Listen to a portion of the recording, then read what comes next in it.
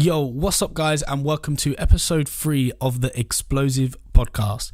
Now this episode is actually just going to be myself, which you'll be able to see if you're watching this on YouTube via the video sort of content.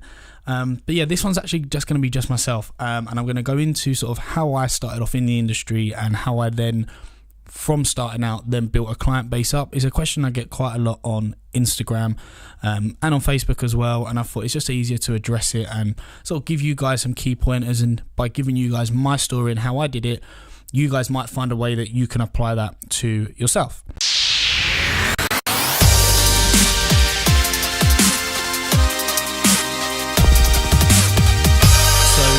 Firstly, I just want to apologise as well, as this is the 3rd episode. You know, I'm going to have some teething issues sort of as the podcast gets started. I hope you guys have listened to episode 1 and 2 and you're enjoying it so far and you found it quite interesting. I know that episode with Dan had a load of valuable content in there, and there were some really useful tips that hopefully you guys, can take from it and can apply to your own work. I also want to apologise as well for my speech.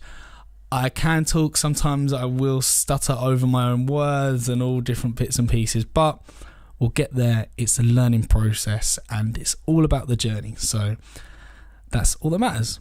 So yeah, so how did I start off? Or in fact, actually, let's start off. Who am I? Who is Reese Evans? Who is EV Pro? What does he do? I am a videographer / content creator / camera op director, I guess. I'm sort of from that generation where we sort of just, my main sort of education was learning it through YouTube. Yes, I went to college, I actually did a diploma in it, but still a lot of my knowledge has actually sort of come from YouTube or from the online space.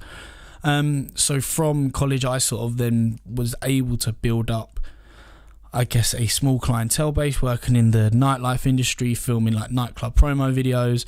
From there, over time, that's then developed into mainly still entertainment based, but I've then branched off into weddings. I've done corporate work, sports work, to a point now where I'm actually lucky enough to be able to do it full time.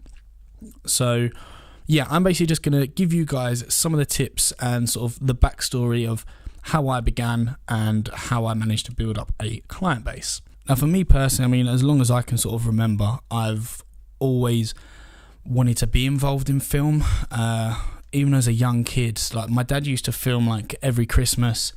He'd like film us opening all our presents, and even from then on, like such a young age, probably from like, I guess maybe 6, 7, 8 years old, I sort of like had an interest in it. Like I wanted to know about the camera, or like, it was like a little JVC to mini DV tapes, and I just sit there and just like play around with it. Obviously, as I got older, just learning bits more, and then we had an older style camera as well.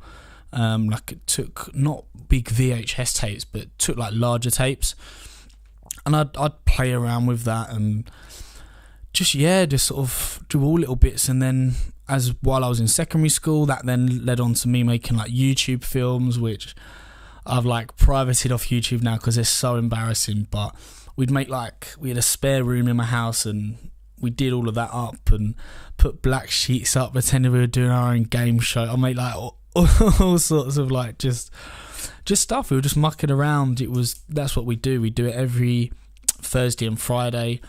All of us lived near each other. We go over the local park, like toy guns, film like a really serious sort of video, then edit it in Sony Vegas and upload it on YouTube. And no one, I guess, out of our little like group really knew that we sort of did that, until like one time I entered a music video competition in like year 10, year 11, and it was embarrassing. It was just a very embarrassing video, and that sort of went round the school. I guess the mick was taken a bit, but I guess who's laughing now? I'm doing it as a full-time job. So, but yeah, in secondary school, I was pretty fixated on wanting to be a director, or work within film. So standard procedure in the UK is that you see a careers advisor, part of, sociology or whatever you're studying. So we go see the careers advisor. I tell her what I want to do, and pretty much straight up she's like, okay, that's nice to have like a dream and a goal, but you know, you need to be more realistic. Like, you know, you need to think of a job that you can actually get and achieve. So at this point, you're just thinking, hang on, you're basically a careers advisor telling me that I can't do the career I want to do. And me personally, I've not a grudge against it, but that's why I partly feel like education is pretty much failing. I mean, all around the world, people are being told that they can't do it. You know, luckily now with, you know, online content, YouTube, Facebook, Instagram, you know, there's a lot of now like self-motivating stuff out there, which, you know, I preach it a lot. I just say, if someone's telling you can't do it, you know, tell them to fuck off and go do it. Like, at the end of the day, if you want to do it, go do it. Don't let anyone else tell you otherwise. And I think, though, in turn, that was sort of one of the reasons perhaps why I then became so motivated to do it. But I stayed on from school. I stayed on to do sixth form. I really wanted to do media. So I took on the media course that was there, and it was just very heavy theory based. There was no actual filming involved for the first year, which is a shame, because that's the one thing that you know, the easiest way to learn is go out and film. Yes, you have to learn the theory, but you know, when you keep breaking down scenes and, you know, looking at different audiences, active, passive audiences, and you're doing that every single lesson 4 times a week, it just gets a little bit boring. So anyway, first year of sixth form comes to the end. I'm not liking it, not liking my teachers. My grades have dropped pretty bad. GCSEs, I was all passes. I was all C's and above. Couple of A's, you know, few B's, few C's.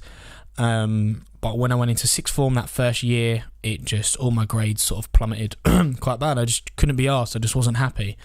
And I felt trapped, I guess, which was more of a sort of a personal thing as well, rather than, you know, just the work and what we were doing. I just didn't like the environment, didn't really like the people I was around. So I left and started at a new college into the new year. And it's quite interesting. So during sixth form and also year 10 and 11, I sort of got into like DJing. So got into music. And I thought in my head, yep, I want to become a radio presenter or music production, DJing, you know, so on. So when I've gone to apply for the college, I've tried to apply for the radio course, the music production course. So I get there for the interview, which you have to do, and they're like, "Oh, I'm sorry, but not enough people have actually applied for this. We do have the TV and film course available if you want that." So in my head, I'm like, maybe this is a bit of a sign. Like, this is really interesting. So I thought, yeah, you know, why not? I will still want some type of further education. You know, I originally liked TV and film and producing movies, so let's do it. Let's go for it. So did it, and moving to that college is probably one of the best decisions I've ever made in my life.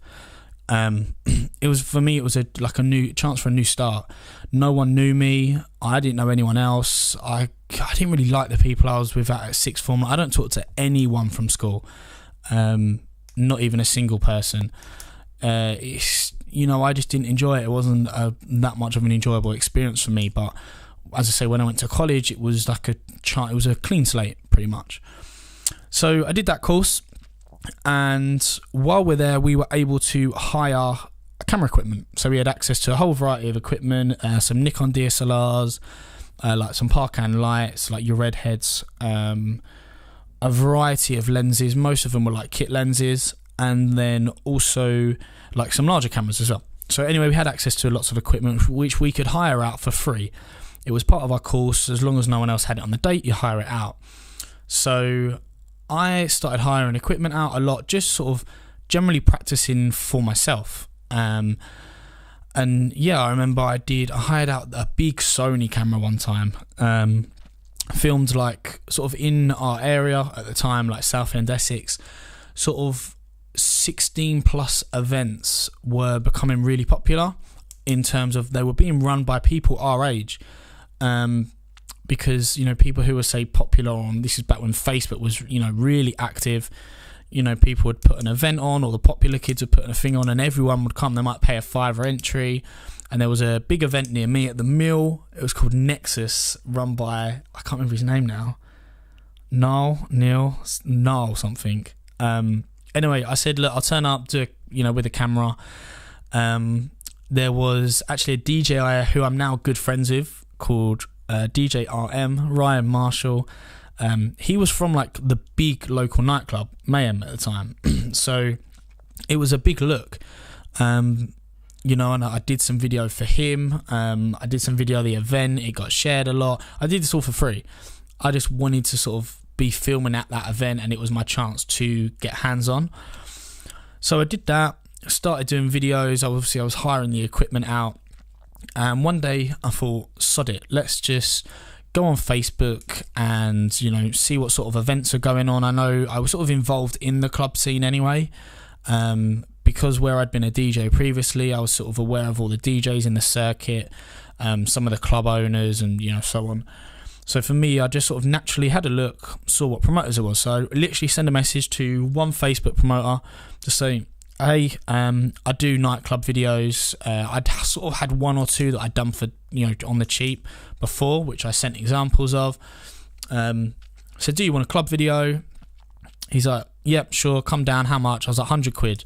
Went down that weekend, did it.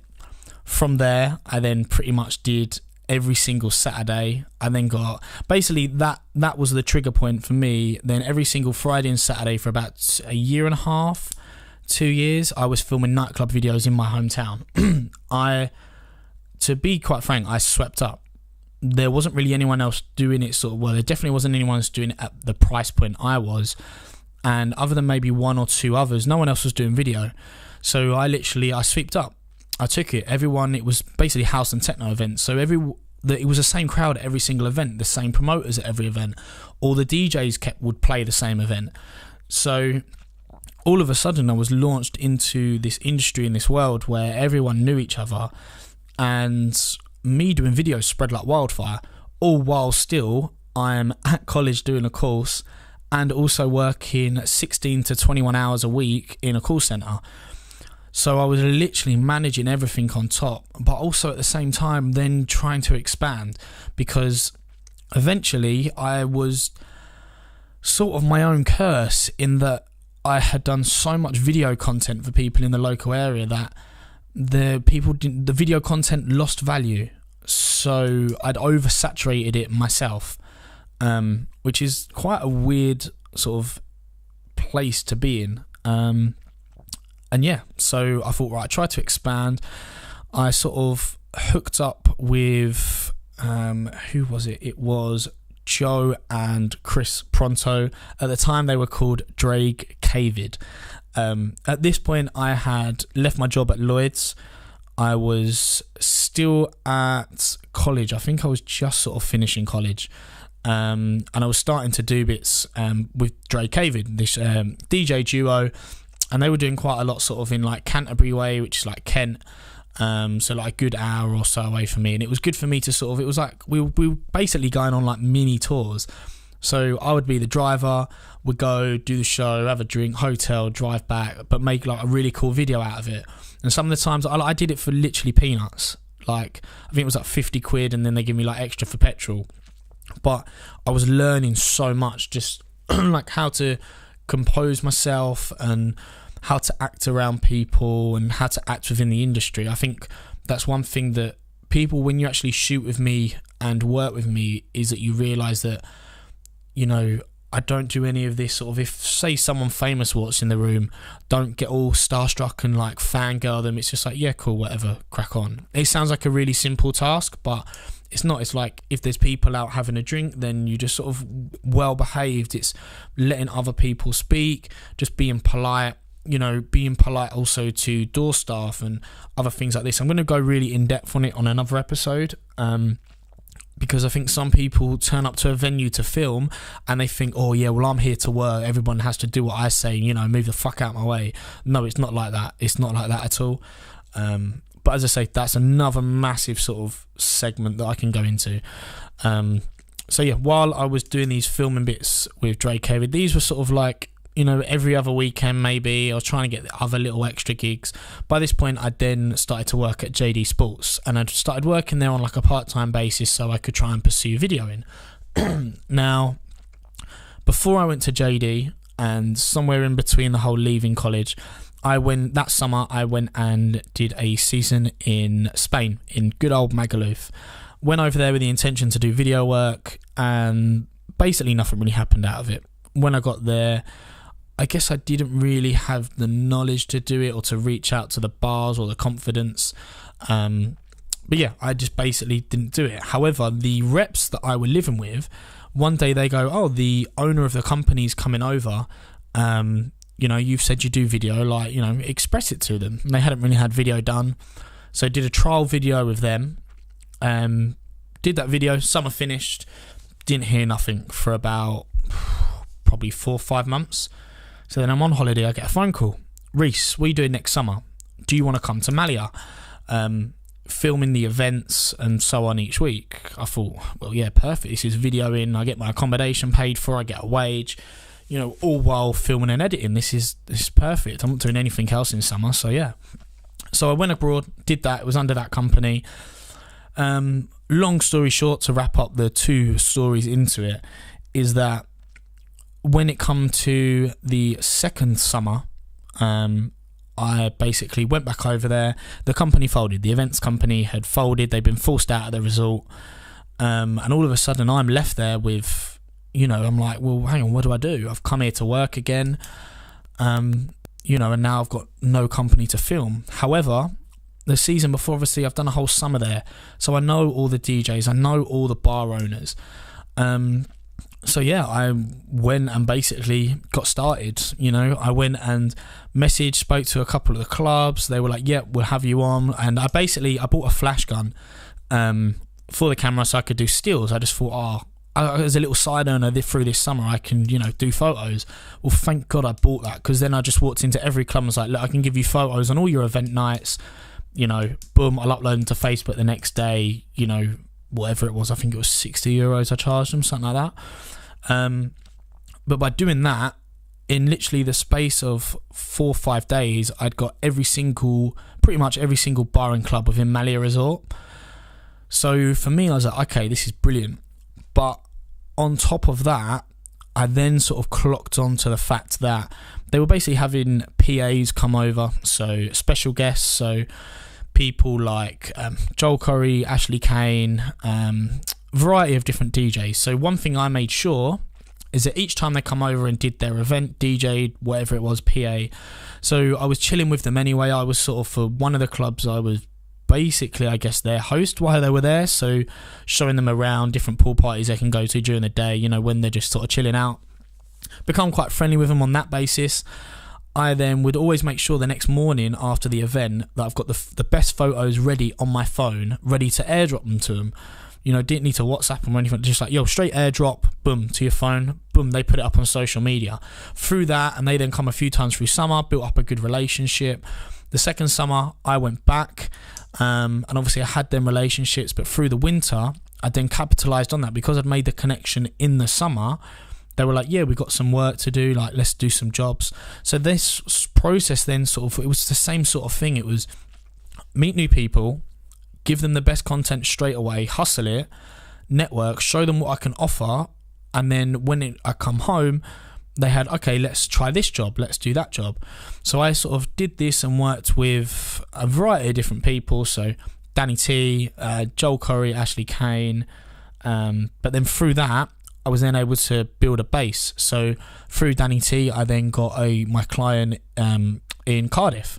Through Cardiff, I've now done Marbella for X amount of years, for like 3-4 years. But I've done like so many parties and venues in Marbella, but that has then led on to do other venues and all of Lineker's group in Marbella, but also through the link and through all the other lads that I met abroad. One thing that I sort of say to people is that if you can, and you have the confidence to do it, if you really want to network that much and you're doing sort of DJing or videography, is go do a summer abroad. The networking and the connections you're going to make are just, I can't put it into words. So I am lucky enough now to have a friend pretty much in every single city throughout the UK. But these aren't just friends for nights out. These are people within the industry, so everyone helps each other. So if they say, blah blah blah puts a status up saying, we need a videographer, then they will tag me, and then I'll message the person saying, yeah, I can do this and this. So all of a sudden you're one step ahead, and they're going to big you up as well. And then if you've got all these people communicate with each other, so my main target was sort of leads, and all of a sudden I got to really some decent work in Leeds, all because 3 or 4 DJs who I'd done the season abroad with were living in Leeds, and all of a sudden they're all commenting my name on one post. People then have to pay attention to it. So it's such a good way to build a network, and you meet like-minded people who just want to perfect their craft and just get bigger in the work they're doing. So for me, I think that's a massive thing. Like me doing my seasons, I would definitely not be where I am today if it wasn't for me going to work abroad. Obviously, that's not for everyone, and there's still lots of different ways that you can network, but I honestly think if you can do it, just do it. Not just that, but you grow as a person so much as well. Like your maturity goes through the roof. Like you'll learn so many different life skills. And a lot of people may be listening and thinking, well, that's bollocks, you're just going abroad to get pissed. Yeah, you drink a lot, and you're partying a lot, but it is a lot deeper than that, and you definitely sort of grow as a person by doing that sort of thing and working abroad. So then leading on from that, obviously from doing the summers abroad, networking with different individuals, is then sort of just a process of keep hustling, keep improving your work, and just sort of keep networking. I was, anytime you go to gigs, if I ever, even still now, if I'm doing a show and there's a big headliner, or there's a big artist, I will always, get my first couple of photos. Literally the minute that gig's done, boom, done, export, quickly drop into Lightroom, quickly export, and just either DM it to them, or if I was actually able to talk to their tour manager or them at the actual venue, I'll have an email for them and say, look, I'll send you the photo straight away. And for me, it was realising that people want that content as soon as possible. They're putting on their stories that they've done that show, so if they can then put a photo up within an hour or two straight after, they're loving it. Plus also the promoter loves it because it's promoting their event. It's literally a win-win for what takes maybe 5 minutes work. I'm not saying do full video edits straight after, but giving people little snippets, little bits of raw clips or raw photo, or not raw photos, but edited photos straight after an event when their content's going to get the most engagement is so good for them and delivers so much value. And it really is one of the things that I think has helped me build up sort of the client base that I have, and the reputation that I have with clients. Like, I think another thing as well is that when people see me work, I'm often get told that you can just tell and see my passion in it. Like, at the end of the day, if I'm working, I'm there to work. I'm not there to showboat. I'm not there to get drunk. I'm not there to party. I am there to work and to produce the best piece of content. Partly it comes down to me. I'm a bit of a perfectionist, so I only ever want to put out the best piece of content that I can.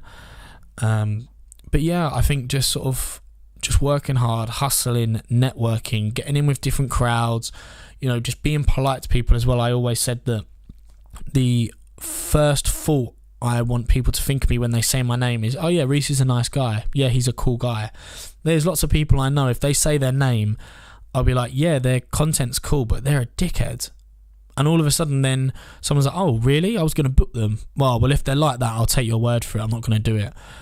So yeah, I think it's just really important sort of how you network and just being polite to people and your etiquette when actually on set or on job. One thing as well in terms of building a client base is if you want to go into a new sector. So I've been asked quite a lot recently, I want to go into this sector, I want to go into that sector, how do I do it? Some people say whatever you do, don't do free work, never do free work, know your value. While yes, I agree with that, you do have to realise that if you're, say, going to shoot weddings and you've never shot a wedding before, how on earth are you going to pitch that? How are you going to make someone separate from their money if you've got no previous experience or no evidence to show that you can film weddings? It just doesn't work. So one thing that I did when I started, so say I wanted to move into weddings, so I put on Facebook, I'm offering 2 free wedding videos. Out of that, I then knew I'm going to have, okay, I'll do my best job I can. I've then got a portfolio of 2 weddings. So from that, I can then the next wedding, after I'd done them two, I then had two things to show. I did it for 500. Then from there, that wedding was really good. So then I pushed the price up to double that, and then so on and so forth. So all of a sudden, I'm not doing loads of free work, just doing 1 or 2 gigs for free to show the content that I can actually produce and to the level I can produce it. So I then, when I go to people and say, it's X amount of money, I then have evidence to back that up. You can't just go to someone and say, yeah, it's $2,000 for a wedding. Okay, well, can you show me your examples of a wedding video? Oh, I've never shot a wedding before. Right, so you're asking someone for £2,000 or dollars, whatever, and you can't prove to them that you can film that type of scenario or, that type of video. It just doesn't work. It's not going to happen. And I think if you think that is going to happen, you're being really unrealistic, to be honest, and it's not really the right way to move. So you can apply this sort of strategy to any sort of sector. So if you say, I don't know, want to get into filming nightclubs, for example, best way to do it is find an event you like, a genre you like, head to that event, head to that club, get to know the staff, get to know the DJ. You're not being funny. There's Facebook, Instagram, there's flyers. You can easily find out who the DJs are. Start following them, start trying to interact with them. Just say hello to them, just say, oh, look, I really liked your set. It was cool. Start interacting with people and start building a connection through them. Or, of course, you can just message the page directly and just say, as I originally did, say, hi, I'm a videographer. I want to film, this is XYZ. I've done 1 or 2 before. But even by networking with, say, the DJs, if you had never worked in clubs before and you wanted to get into that, if there is a DJ you really like who's, say, local in your area, then approach them and say, look, I want to do some video content. I haven't done any before, but how about you let me come film you on like 1 or 2 or 3 of your best sets at your best nights. You can do whatever you want with a video after. I just really want to use it sort of to grow and add something to my portfolio. 9 times out of 10, they're not going to say no. It's free content for them. So doing little things like that can really help, but you can apply that to any sector. So if you want to start, say, filming sporting events, or let's say boxing, so you want to start filming boxing, well, the easiest way to do is look up on Google or Facebook or any sort of platform like that, or Instagram, your local boxing gyms. So from there you'll be like, okay, so these are the local boxing gyms, this is who's hot, this is who not, this is the person who's popping.